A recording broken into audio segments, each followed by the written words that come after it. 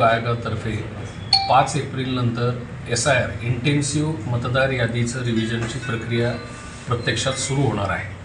तत्पूर्वी संपूर्ण राज्यामध्ये प्री SIRची पूर्वतयारीचे कामकाज सुरू झालेले आहे। आपल्या जिल्ह्यामध्ये 1523 BLOंमार्फत व 152 BLO सुपरवायझर यांचे मार्फत प्री SIRमध्ये मॅपिंग इलेक्ट्रॉल मॅपिंग म्हणजे ज्या मतदारांचे नाव 2002च्या मतदार यादीत होते व ज्यांचे नाव 2025च्या यादीत आहे अशांची नावे शोधून त्याचे मॅपिंगचे काम सध्या सुरू आहे। 2025ला आपल्याकडे 14,21,000 मतदार होते, त्यापैकी 8.5 लाख मतदारांचं मॅपिंग आपल्या जिल्ह्यामध्ये BLOंमार्फत काम पूर्ण झालेलं आहे। 60.33% मतदारांचं मॅपिंग आपण पूर्ण केलेलं आहे। या प्रक्रियेमध्ये कोणत्याही मतदाराने घाबरून जाण्याचं कारण नाही। आमचे BLO संगणकीय आयुधांचा वापर करून सॉफ्टवेअरचा वापर करून आणि मतदार यादीची तपासणी करून सर्वांची नावे त्या मॅपिंगमध्ये ॲड करण्याचा 31 मार्चपर्यंत प्रयत्न करत आहेत। त्याला सर्व राजकीय पक्ष, त्यांचे BLA एजंट्स आणि सर्व नागरिकांनी सहकार्य करावं असं आवाहन मी या निमित्ताने करत आहे।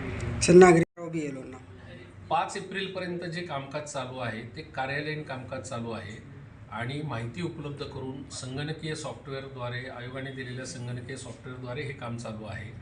प्रत्यक्षात 5 एप्रिलनंतर डोर टू डोर व्हिजिट ही BLOंमार्फत केली जाणार आहे आणि त्यामध्ये जे शिल्लक 15 ते 20% मतदार राहतील ज्यांचं मॅपिंग झालेलं नसेल त्यांची प्रत्यक्ष इथं तपासणी, त्यांचे पुरावे घेणे, त्या पुराव्यांची छाननी करणे, त्या पुराव्यांनुसार त्या मतदारांना पुरावे सादर करण्याची सुनावणीची नोटीस देऊन संधी देणे, अशा प्रकारचं पुढील 3 महिने कामकाज हे चालू राहणार आहे। त्यामुळे नागरिकांनी कोणताही संभ्रम मनात ठेवू नये।